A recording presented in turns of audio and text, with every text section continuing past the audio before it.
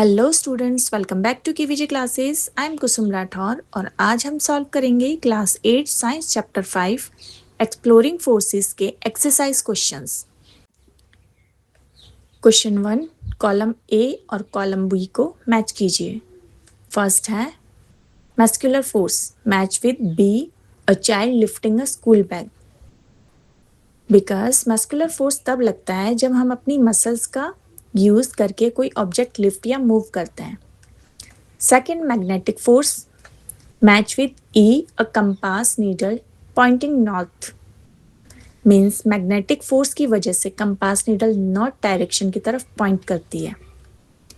Third, frictional force match with A, a cricket ball stopping on its own. Means friction ball की motions को oppose करता है, इसलिए cricket ball रुक जाती है। Fourth, gravitational force match with C, a fruit falling from a tree. Means earth का gravitational force fruit को नीचे की तरफ पुल करता है। Fifth, electrostatic force match with D, a balloon attracting hair stands. Means charge balloons hair stands को attract करता है।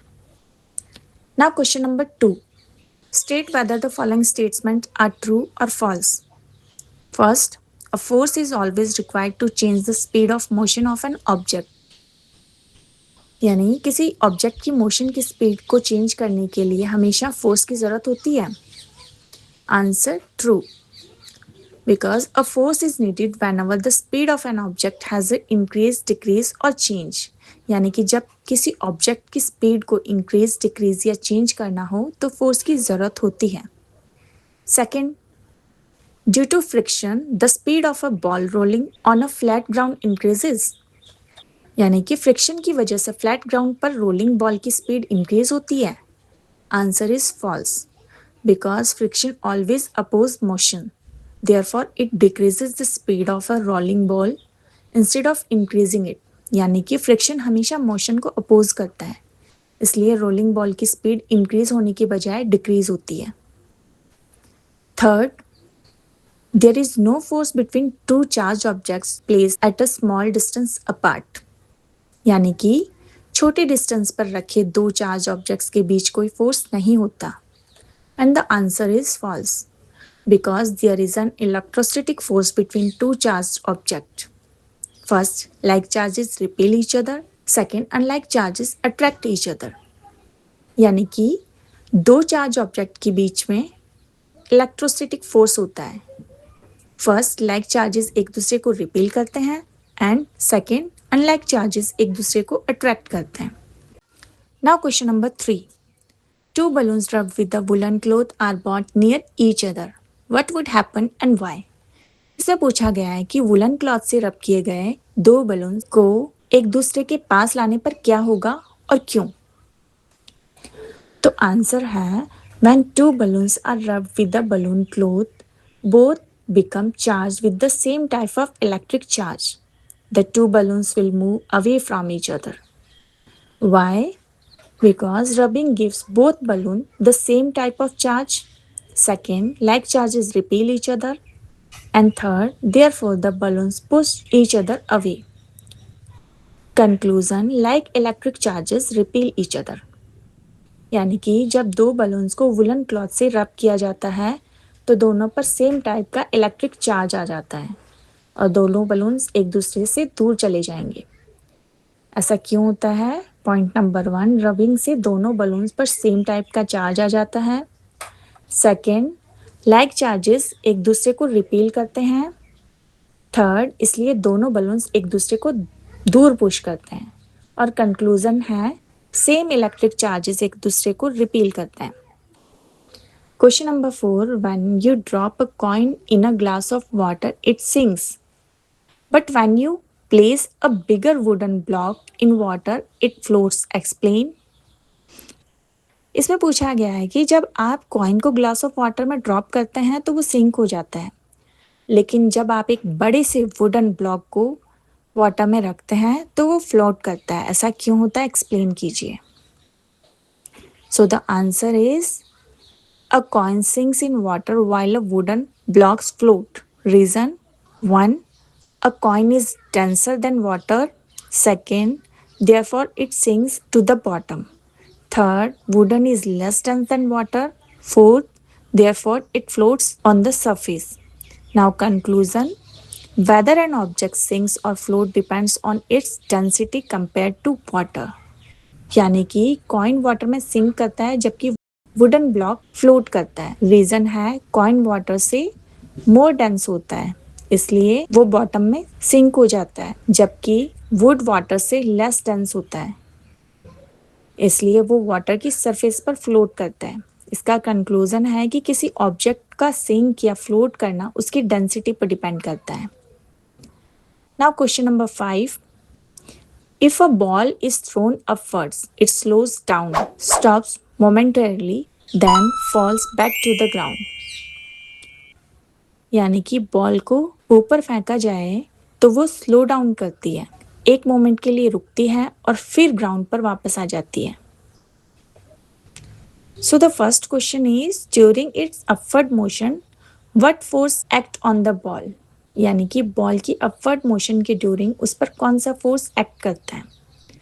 Answer is the ball is moving upward, gravity acts downward, gravity oppose the motion of the ball, therefore the ball slows down. यानी कि ball ऊपर की तरफ move कर रही है, ग्रेविटी डाउनवर्ड डायरेक्शन में एक्ट करती है और ग्रेविटी बॉल की मोशन को अपोज करती है, इसलिए बॉल स्लो डाउन होती है।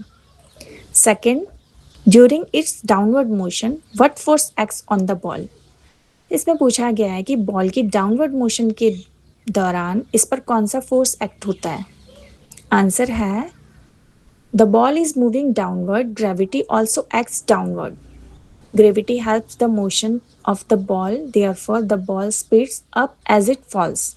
यानी कि बॉल नीचे की तरफ मूव कर रही है तो ग्रेविटी भी डाउनवर्ड एक्ट करती है और ग्रेविटी बॉल की मोशन को सपोर्ट करती है, इसलिए बॉल नीचे आते वक्त स्पीड अप होती है। Third, what happen at its top most position?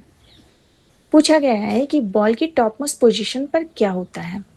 Answer है at the highest point the ball stops for a moment, gravity still acting downward, this force causes the ball to start moving downward again.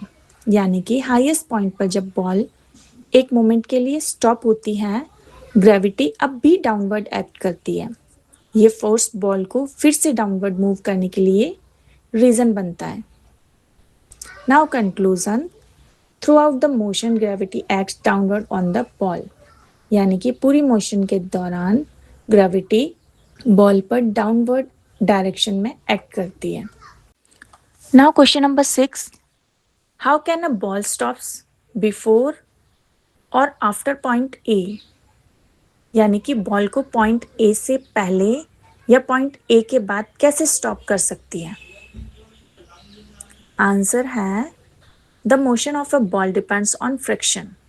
First, to make the ball stops before point A, first point, increase the friction on the horizontal surface. Second, greater friction will slow the ball more quickly. Third, the ball will stop sooner. यानी कि ball की motion frictions पर depend करती है। Ball को point A से पहले stop करने के लिए हॉरिजॉन्टल सरफेस पर फ्रिक्शन इंक्रीज करो। सेकंड, ग्रेटर फ्रिक्शन बॉल को जल्दी स्लो करेगा। थर्ड, बॉल जल्दी स्टॉप हो जाएगी। Second part, how can the ball be made to stop after point A? यानी कि बॉल को पॉइंट ए के बाद स्टॉप करने के लिए क्या करना होगा? Answer, decrease the friction on the horizontal surface. Second, less friction will slow the ball more slowly. Third, the ball will travel a greater distance before stopping. यानी कि हॉरिजॉन्टल सरफेस पर फ्रिक्शन डिक्रीज करो। Second, less friction ball की slowly slow करेगा। Third, ball stop होने से पहले ज़्यादा डिस्टेंस ट्रेवल करेगी। कंक्लूजन है मोर friction make the ball stops earlier while less friction allows it to travel further। यानी कि मोर फ्रिक्शन बॉल जल्दी स्टॉप होगी, लेस फ्रिक्शन बॉल ज़्यादा डिस्टेंस ट्रेवल करेगी। Now question 7. Why do we sometimes slip on smooth surface like ice or polished floors? यानी कि ice या polish floor जैसे स्मूथ सरफेस पर हम कभी कभी स्लिप क्यों करते हैं?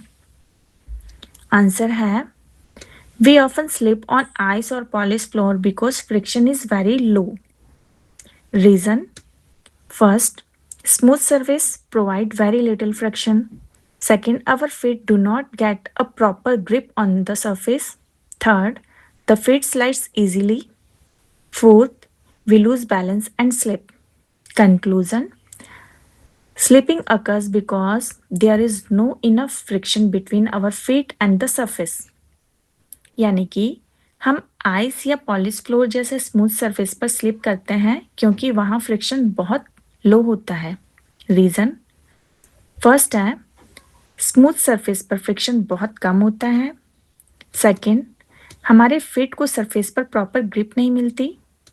थर्ड, फीट इजीली स्लाइड करने लगते हैं. फोर्थ, हम बैलेंस लूज कर देते हैं और स्लिप हो जाते हैं.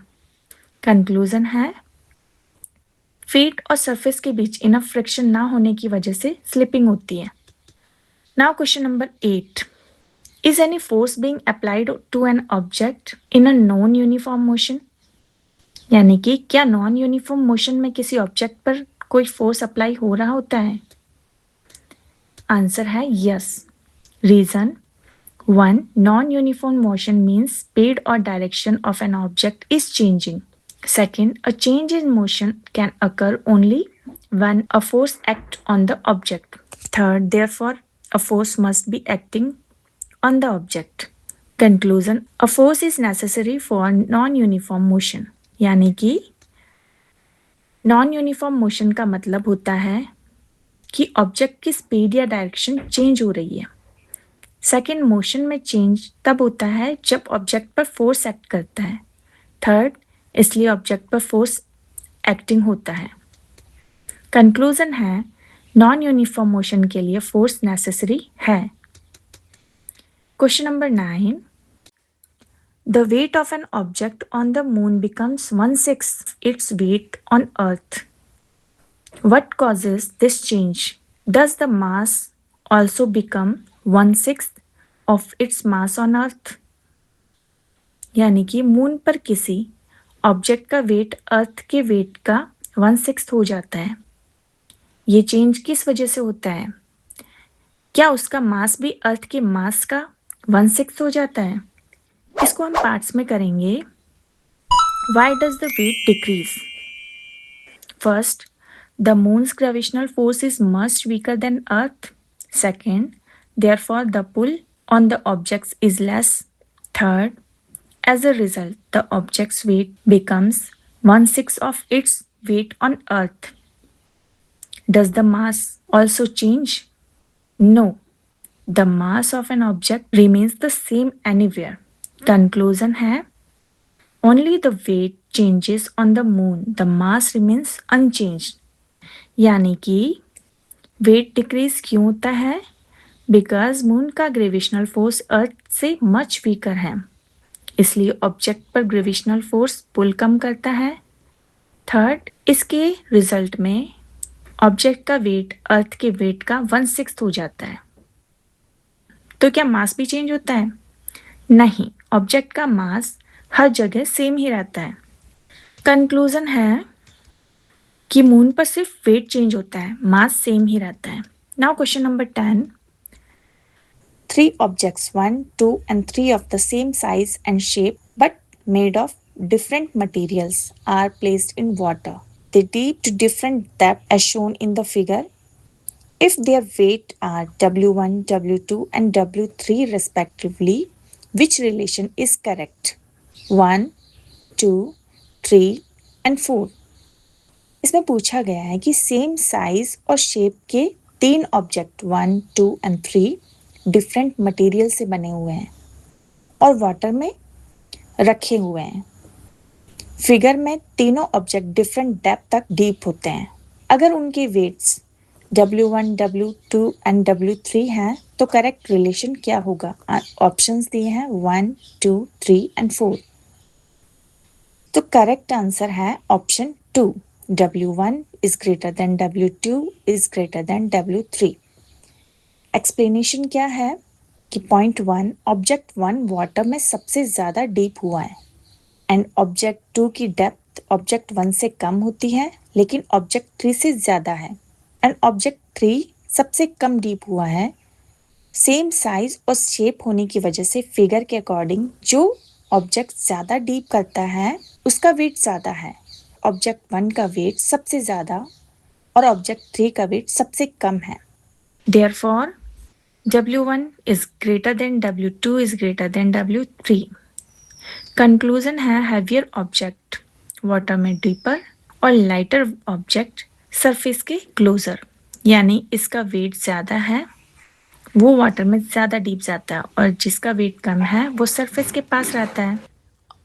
सो स्टूडेंट्स, इसी के साथ हमने कंप्लीट कर लिया एक्सप्लोरिंग फोर्सेस के एक्सरसाइज क्वेश्चंस। आई होप आपको सारे क्वेश्चंस क्लियर हो गए होंगे। अब इन्हें एक बार रिवाइज कीजिए और सॉल्यूशन देखे बिना खुद से सॉल्व करने की कोशिश कीजिए प्लेन लैंग्वेज में। And if you found this video helpful then please do like, share and subscribe to KVJ classes. मिलता है नेक्स्ट वीडियो में, तब तक के लिए keep learning, keep growing, bye bye.